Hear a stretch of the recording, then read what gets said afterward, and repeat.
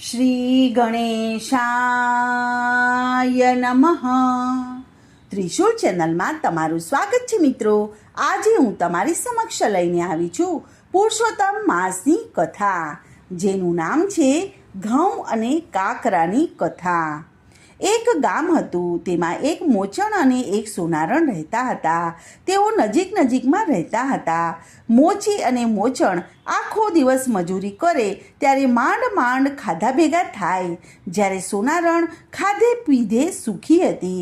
2 પૈસાની સંપત્તિ ગાંઠે હતી, પણ તેનો જીવ ટૂંકો હતો. તે દેખાવ કરવામાં ખૂબ માનતી હતી. મોચણ ગરીબ હતી, પણ તેનું દિલ ઉદાર હતું.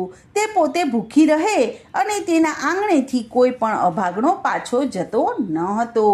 એવામાં પુરુષોત્તમ માસ આવ્યો.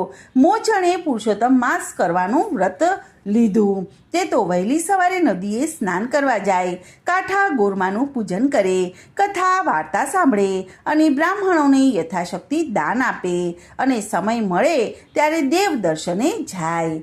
સોનારણે પણ વ્રત લીધું હતું. તે પણ સવારે વહેલી ઉઠી બની ઠનીને નદીએ નાહવા જાય. તેથી નદીએ તે મોડી પડે અને જ્યાં ત્યાં નાહી અને સીધી કથા વાર્તા સાંભળવા માટે બેઠી જાય.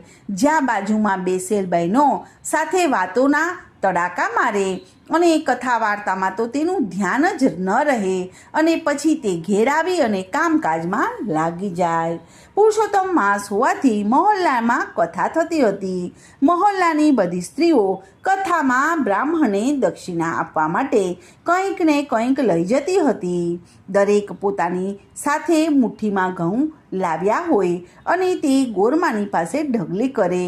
જ્યારે સોનારણ આખો વાટકો ભરીને ઘઉં લઈ જતી અને ઢગલી કરતી. બધાને ઢગલી કરતા સોનારણની ઢગલી જુદી જ તરી આવતી. હકીકતમાં સોનારણ એક ભાગ ઘઉં લેતી અને તેમાં પોણો ભાગ કાકરા ભેરવતી અને સોનારણ કથા સાંભળવામાં ઓછું ધ્યાન આપતી હતી. પણ તેનું લક્ષ્ય પોતાની ઢગલી ઉપર રહેતું હતું અને મનોમન તે ગર્વ કરતી હતી. પુરુષોત્તમ માસ પૂરો થયો અને મોચણે પોતાની કોઠીમાં હતા એટલા બધાએ ઘઉં કાઢી લીધા અને માંડ 2 શેર જેટલા ઘઉં કોઠીમાંથી નીકળ્યા. તેના મનમાં થયું કે જો વધુ ઘઉં હોત તો વધુ આપત. બીજી બાજુ સોનારણે આખી કોઠી ભરીને ઘઉં હોવા છતાં પણ 1 શેર ઘઉં તેમાંથી કાઢી અને તેમાં 4 શેર કાકડા ભેળવી અને 5 શેરની થેલી ભરી અને કથામાં લઈ ગઈ. બધાએ યથાશક્તિ ઘઉં ગોરમાની સમક્ષ ઢગલી કરીને મૂક્યા. મોચણે પણ પોતાના ઘઉંની ઢગલી બધાની ઢગલીઓની બાજુમાં કરી. આજે સોનારણ કથામાં સૌથી મોડી આવી અને 5 શેર ઘઉંનો મોટો ઢગલો કર્યો અને પછી તેને કથામાં ધ્યાન ન આપતા પોતે કેટલા ઘઉં લાવી છે તેની જ આજુબાજુમાં બેસેલ બહેનો સાથે ચર્ચા કરવા લાગી. પુરુષોત્તમ ભગવાને આ બધું જોયું. તેને તો મનમાં હસવા લાગ્યું. તેમને થયું કે મારે સોનારણને પાઠ શીખવાડવો જોઈએ. જેવું વાવો તેવું લણો, તે મારે બતાવવું જોઈશે. કથા પૂરી થતાં બધા સૌના ઘેર ગયા. મોચણે જોયું તો તેની આખી કોઠી અનાજથી ભરોભર ભરેલી હતી. તેણે તો આજુબાજુ રહેતી પાડોશણોને વાત કરી કે પુરુષોત્તમ ભગવાનની કૃપાથી મારી આખી કોઠી ઘઉંથી ભરાઈ ગઈ છે. બધી બહેનો સાથે સોનારણ પણ તેમના ઘેર જોવા ગઈ. બધા પુરુષોત્તમ ભગવાનના ગુણગાન ગાતા વિખરાયા અને સોનારણને પણ થયું કે લાવને હું પણ મારી કોઠી જોઈ લઉં. તેણે તો કોઠીમાં જોયું તો ઘઉં ભરેલ કોઠીમાં બધા જ કાકરા થઈ ગયા હતા.